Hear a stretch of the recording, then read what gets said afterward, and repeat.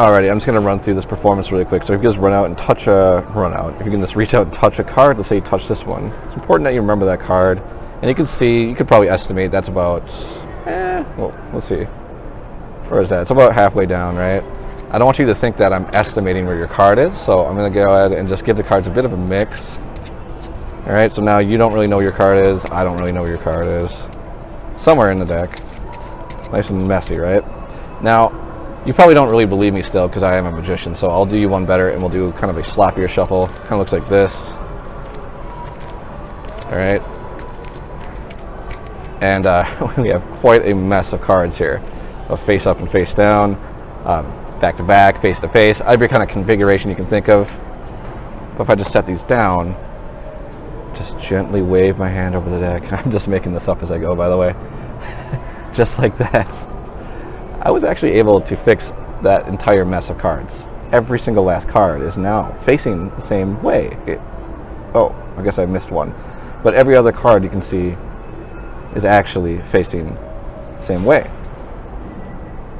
And you know, of course, this card has to be your selected card, the 4 of spades. Okay, so that is just a basic presentation that I go with. I just made up that pattern as I went along. You shouldn't be copying the pattern I do. Make up your own pattern. Come up with your own idea and storyline, but you can kind of base it, you know, kind of like how I did if you'd like.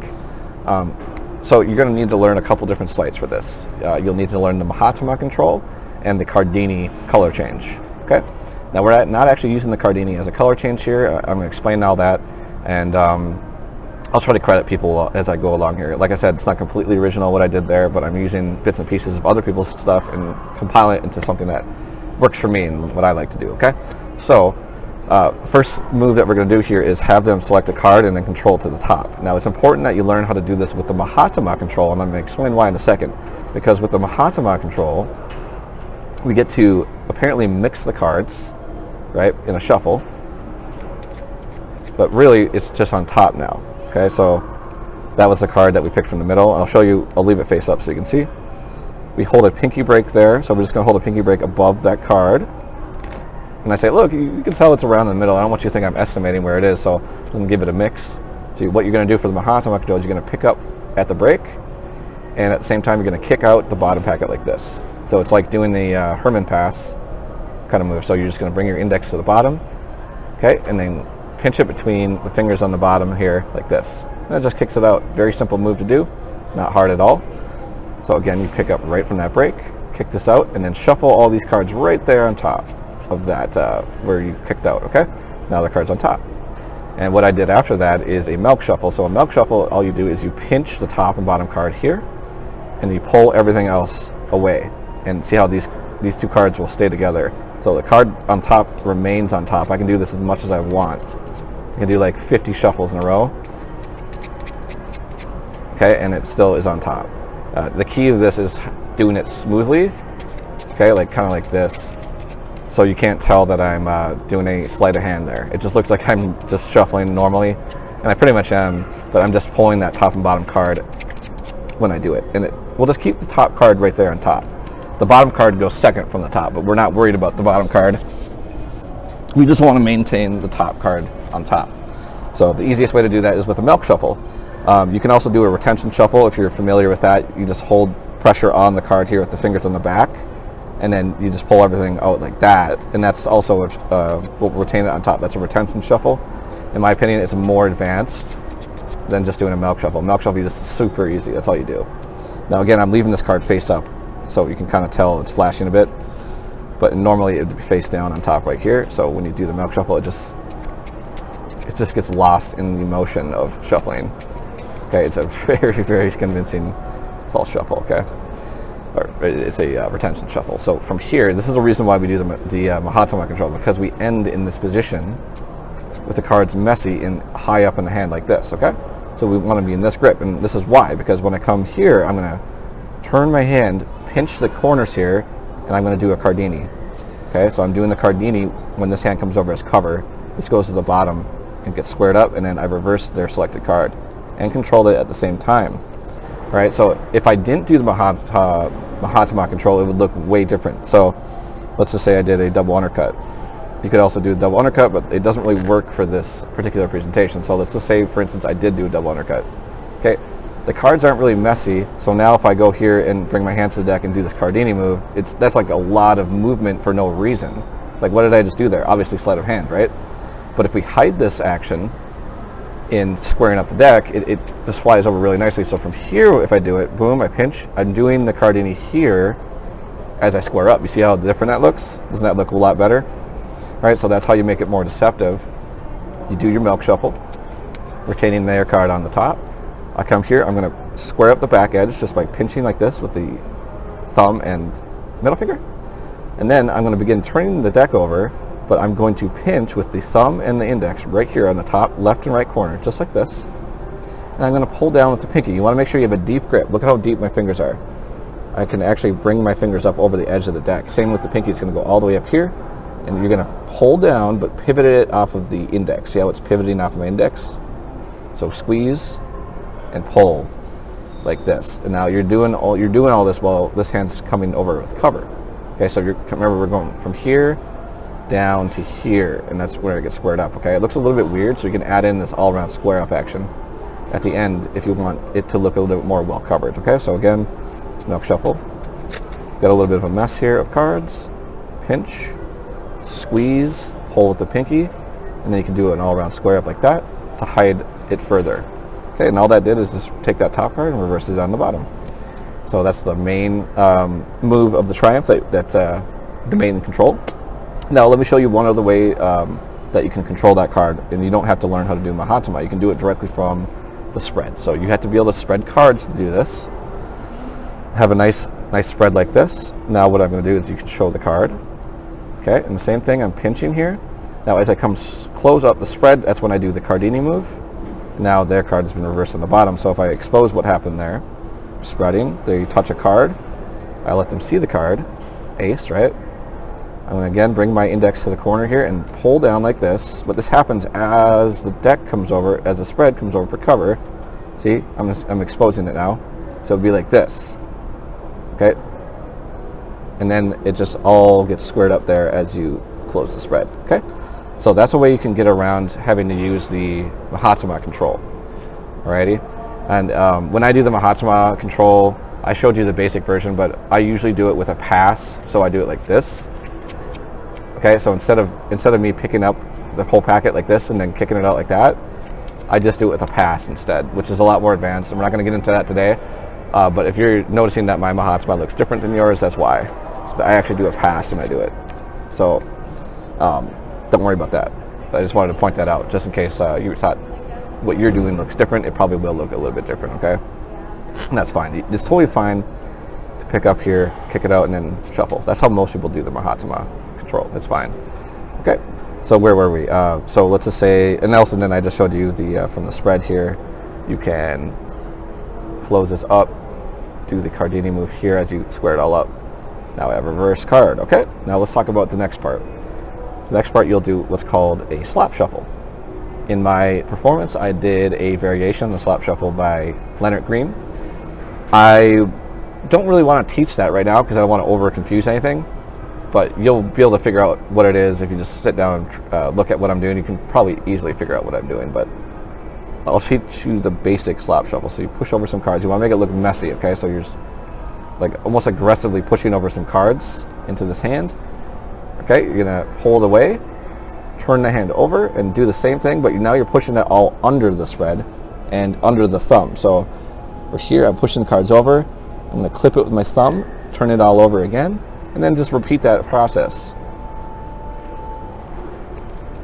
Alright, now the key here is not to go all the way to the bottom, because you want some cards as cover. That's their card right there, so you would stop before you get to the bottom. And you always stop by bringing the hands down like this. Okay, so the hands will be in this position.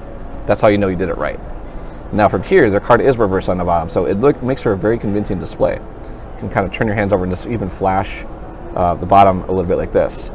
And through the chaos of the shuffle, it just feels like this card was just part of the shuffle. They don't have any idea this is their card. Okay, very nice convincing way to kind of display everything before you go into the next part. So boom, let me show you how to do all that again. Alrighty. So again, we're in this configuration. cards reversed on the bottom, push over some cards, turn over the hands, push over some cards, turn over the hands, push over some cards, turn over the hands. You can do this like alternating like this as well. And before you get to the bottom, make sure you leave a few cards as cover, and then you just turn it all down like this. And then you can, I like to kind of clip it kind of like this, so it gives a nice visual of the cards being very mixed and shuffled. Okay, this gets squared up. And now the trick is almost done. So now all we need to do to make the effect happen is to reverse the bottom packets. Okay, so by the way, when you do that slop shuffle, what happens is you separate the cards in a face up and face down fashion. So now all that did is it's a false shuffle, but half the cards will be face up, half the cards will be face down, and then their card will be face up on the bottom. Okay, so this is what you end up with after the slop shuffle, this configuration. And the nice thing about this configuration is, since there's a natural kind of a bow to the deck naturally wants to bend in one direction. Because the cards are back to back with each other, you don't need to have a pinky break or anything. What will create is a natural break on the cards. See that little break there? That's because the cards are back to back. So when I want to actually do the move to fix the deck, it's just a matter of just light touch and picking up, and then you'll know if you cut to the right spots, because you will see the cards back to back.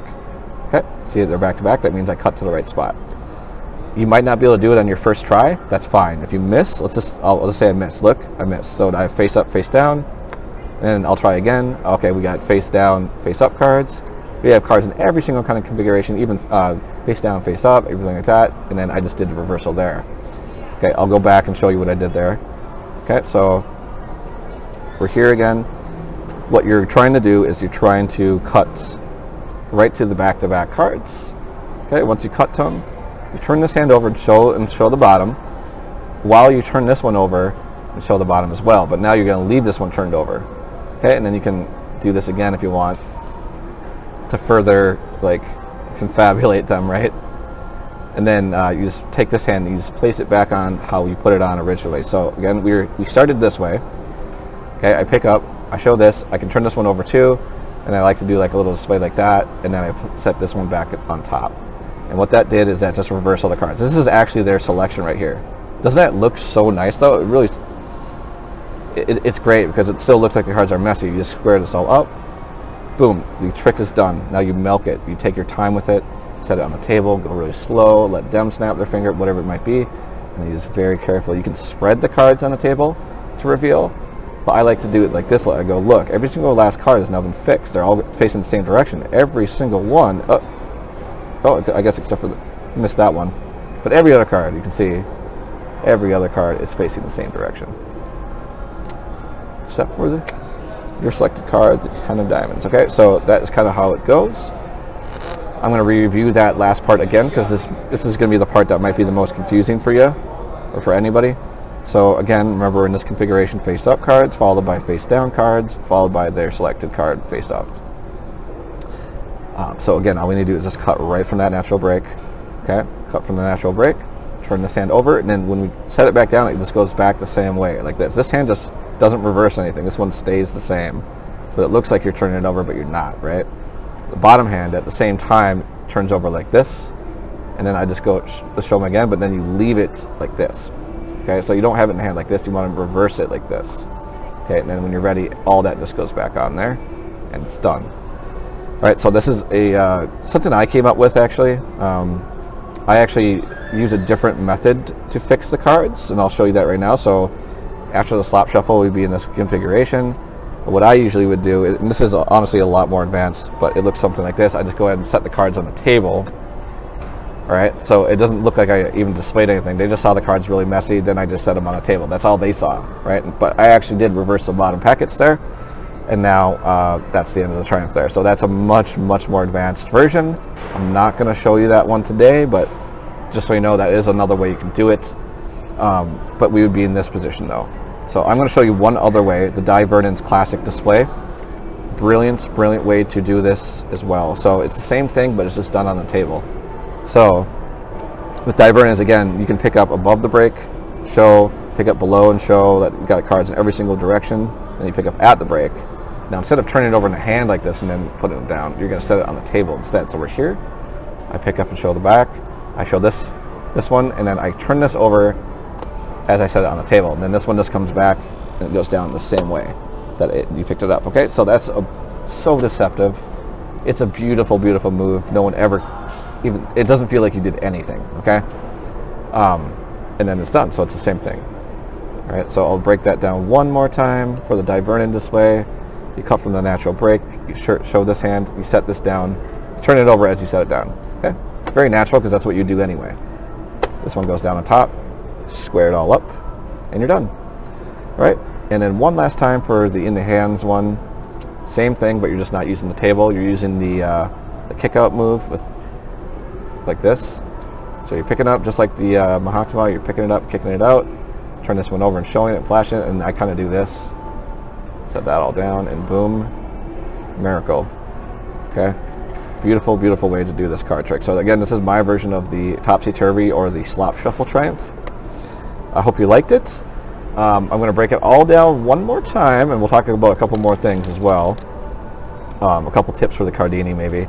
So with the Cardini, again, you want to make sure you have that deep grip, pinky all the way up here, and then you're just pivoting the card off of the index up here, off the index. See that? And again, that happens when you're just got done shuffling here. You're here, got a bit of a mess. I come in with the thumb and middle finger, square up that edge here, the short edge I square up first. And as I'm turning the hand over, my thumb comes here and I begin squeezing, okay? And I'm pulling down with my pinky here with my hand as covered, kind of at this kind of an angle, okay? So I'm pulling it down here. It's getting slid to the bottom now, okay? Slides to the bottom, and you can do this little all-around, but don't flash the bottom card. That's why I don't usually do this all-around square up when I do this. I just do it direct, because the deck is messy, it looks like I'm just squaring up the deck, so it's a good cover for it. So boom, that's why I do it with the Mahatma. Boom, we're here. You know, I just did a milk shuffle, boom, come here, and then looks like I'm just squaring up the deck. All right, but really I'm just controlling their card to the bottom and reversing at the same time. Alrighty. All right, so let's break it down from the beginning one more time. So boom, you can riffle down, you can dribble down, have them say stop, however you'd like to do it. I like to do it from the spread and just have them touch the card, give them a peek. All right, and I say, look, don't forget your card, by the way, but you know, you can estimate that looks like it was roughly about halfway down the deck, right? So I don't want you to think that I'm actually using estimation, so let's give that a bit of a mix. Okay, just did the Mahatma pass there. I do a Mahatma pass, I don't do the Mahatma control. It's a lot more advanced, we're not going to teach that today. Then we follow that up with the milk shuffle. And again, the milk shuffle is all about smoothness, okay? See, if I go really slow, you might be able to see the flash, but if you just do it kind of just like sloppily, like you don't care, and in a good kind of motion, so you just want to make sure when you do the milk shuffle that you don't do what I just did. Oh my god, I'm so sorry. But when you do the milk shuffle, just make sure that you're doing it in a smooth action when you pull these away. Okay, you don't want to do it slow. You don't want to do it like this. It just should be a soft action, a nice soft and smooth action there. It's like that, okay? Nice soft, smooth action like that. Okay, so I'm just doing the milk shuffle over and over again here. You can do it as many times as you want. You're here with a messy deck. Come square it up. As he turns, you squeeze and pull down with the pinky. Okay, and then all this gets squared up here, and I've done the reversal that way. Okay, so that's step one. You can also do it from the spread. So if you spread, you can cut here. You can show the card. Okay, and you're going to squeeze. Bring your index to the side and squeeze. And as you begin closing up the cards here, you're going to do the hold down here as you get cover from the spread. Okay. So I get cover from the spread, I'm doing it here. Be careful about, you can do it silently, it takes a little bit more practice. You come here, boom. I think I showed this part already, I don't remember if I did. But yeah, you can come here, and as you're closing it up, that's when you kick it out with cover, and it all gets closed up here. So two different ways to do that, okay? And then it's controlled on the bottom without the need for a false shuffle or anything, or control. It just controls right there from the spread. Very cool little control you can do for triumphs. Then from here, Slop Shuffle. Remember, always end with some cards left as cover for the bottom. So when you're here, you just turn all this over, and then I like to set it down a little bit off to the side so you can see that there's face up cards and face down cards, and then I kind of show the bottom. But they had their card reversed there. Just be careful not to flash the face of that card there. Okay, so that's why you need those cover cards. That's basically it, bro. Square it all up, pick up from the natural break. You should have, again, face back-to-back cards when you do it correctly. For some reason I'm struggling here, yeah. So if it takes more than one try, don't feel bad, it's fine. So you pick up from there. Boom. I turn this over, I should turn these over a couple times and just show, set it all together, and boom. It's so great. You got your reverse card. Okay, and again, there is more advanced ways to do it without having to do this at all. That's a little more advanced. That could take years to be able to do, so I'm not going to teach that today, because you said you were looking for a beginner one, so there you go. I would say that's a little bit over beginner level, but it's definitely attainable. And the way that I scripted this out and I wrote this effect specifically to get rid of some of the problems with the beginner triumphs. Of having to cut the packets in these weird ways and do all this weird reversal crap, and I never really liked that. I wanted something more direct. Also, the beginner ones, they just have a lot of problems. Like with the Slop Shuffle, you bring the card from the bottom on the top, which makes no sense. And there's just a lot of problems with it. So I fixed all those problems by figuring out the Cardini reversal, and that little display at the end, it fixes all of the problems that the Triumph usually would have, and I'm really satisfied with it. So I hope you like it. Let me know what you think, okay? And if you have any trouble or any questions, let me know. I'll be happy to help you out, okay? Take it easy, and Happy New Year.